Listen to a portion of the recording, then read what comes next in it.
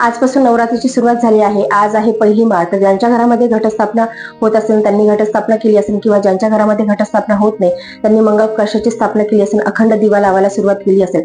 तर या नवरात्रीच्या काळामध्ये 9 दिवस आपण आई भगवतीची, जगदंबेची आपल्याच्याने शक्य तेवढी सेवा करत असतो. परंतु ज्यांच्याकडून काही सेवा जमणार नाही त्यांनी नवार्ण मंत्राचा जप करावा. शक्य तेवढा नवार्ण मंत्राचा जप तुम्ही नक्की करा.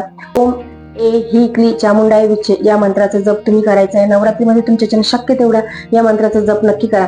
कारण की अशा स्त्रिया ह्या वर्किंग आहेत किंवा ज्यांच्या घरामध्ये छोटे मुलं आहेत त्यांच्याकडून देखील सेवा करायची इच्छा असून सेवा ह्या होत नाही.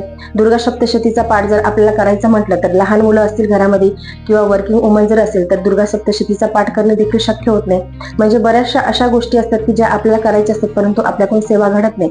तर या परिस्थितीमध्ये आपण काय करावं, तर आपल्या ज्या राशी असतात 12 राशी आहेत, तर 12 राशीनुसार तुमचा जी कुठली रास असेल त्या राशीनुसार आपल्याला मंत्र जप करायचा आहे, जेणेकरून आई भगवतीची, जगदंबेची कृपादृष्टी आपल्यावर सदैव राहील आणि तिची कृपा आपल्यावरती या नवरात्रीमध्ये लवकरात लवकर होईल. या व्हिडिओमध्ये आपण जाणून घेणार आहोत की 12 राशी आहेत आणि 12 राशीनुसार आपल्याला कुठल्या मंत्राचा जप हा करायचा आहे. चला तर व्हिडिओला सुरुवात करूया. तर ज्यांची मेष रास आहे त्यांनी ओम ही क्ली उमा देवे नमः किंवा ओम ए सरस्वते नमः या मंत्राचा जप करावा. तुमच्याच्याने शक्य तेवढं नवरात्रीमध्ये या मंत्राचा जप करण्याचा नक्की प्रयत्न करा.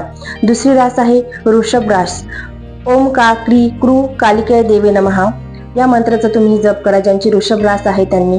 त्यानंतर आहे तिसरी आहे मिथुन रास. तर ओम दुर्गाय नमः या मंत्राचा जप करायचा आहे ज्यांची मिथुन रास आहे त्यांनी. ज्यांची कर्क रास आहे त्यांनी ओम ललिता देवे नमः या मंत्राचा जप करायचा आहे. ज्यांची सिंह रास आहे त्यांनी ओम ए महासरस्वती देवे नमः या मंत्राचा जप करायचा आहे. ज्यांची कन्या रास आहे त्यांनी ओम शूल धारिणी देवे नमः या मंत्राचा जप करायचा आहे.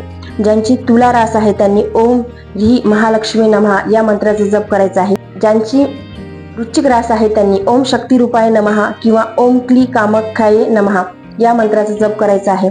ज्यांची धनुरास आहे त्यांनी ओम ए ह्ली क्ली चामुंडाय विचे या मंत्राचा जप करायचा आहे.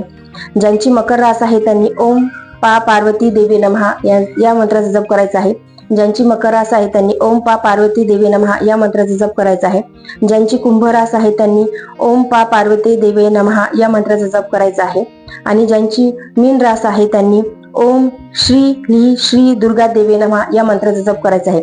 ओम श्री ह्री श्री दुर्गा देवी नमः या मंत्राचा जप करायचा आहे. तर ह्या आहेत 12 राशी आणि तुमची जी कुठली रास असेल त्या राशीनुसार तुम्ही या नवरात्रीमध्ये 9 दिवसामध्ये तुमच्याच्याने शक्य तेवढा जप करण्याचा नक्की प्रयत्न करा. कारण की या नवरात्रीमध्ये जर का आपण जप केला किंवा देवीला प्रार्थना केली तर नवरात्रीमध्ये ब्रह्मांडामध्ये देवीची शक्ती ही खूप प्रमाणामध्ये जागृत झालेली असते.